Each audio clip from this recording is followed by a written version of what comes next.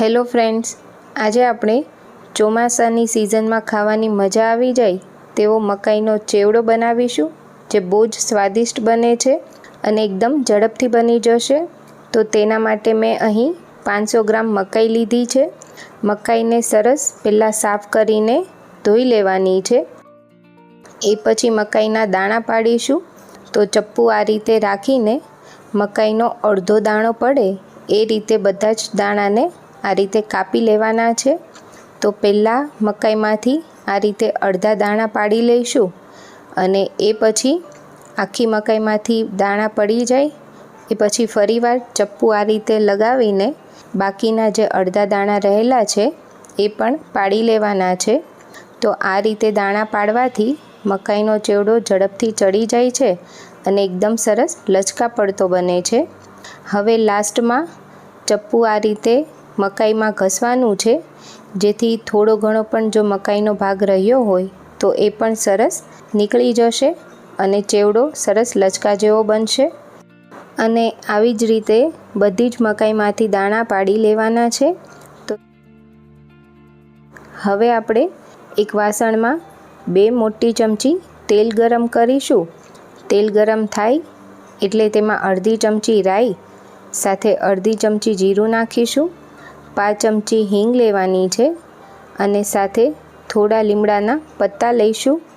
હવે તેમાં 2 મોટી ચમચી આદુ મરચાંની પેસ્ટ લઈશું, જેમાં 2 ટુકડા આદુના સાથે 2 લીલા મરચાંને આ રીતે પેસ્ટ બનાવી લીધી છે।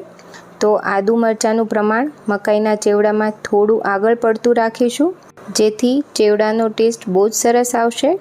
આદુ મરચાં સંતળાય એ પછી તેની અંદર કાપીને રાખેલા મકાઈના દાણા એડ કરીશું, સાથે સ્વાદ પ્રમાણે મીઠું નાખીશું અને અડધી ચમચી હળદર લઈને બધું વ્યવસ્થિત મિક્સ કરી લેવાનું છે અને એકાદ મિનિટ આ રીતે ખુલ્લું જ તેને સાંતળી લઈશું। તો જો આ રીતે તમે મકાઈનો ચેવડો બનાવશો તો ચેવડો બહુ જ ટેસ્ટી બનશે। તો એકવાર ઘરે ચોક્કસથી ટ્રાય કરજો।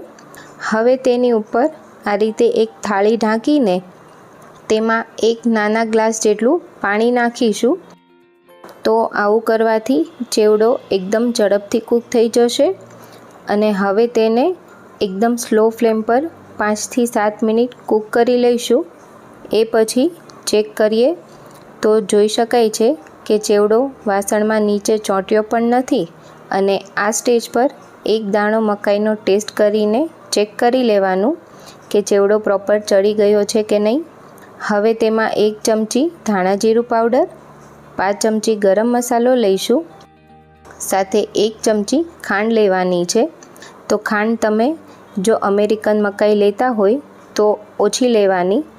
હવે બધું જ સરસ મિક્સ કરી લઈશું અને ફરીવાર એકાદ મિનિટ ચેવડો આ રીતે ઢાંકીને કૂક કરી લઈશું। એ પછી ચેક કરીએ તો જોઈ શકાય છે કે મકાઈનો ચેવડો પ્રોપર તૈયાર થઈ ગયો છે।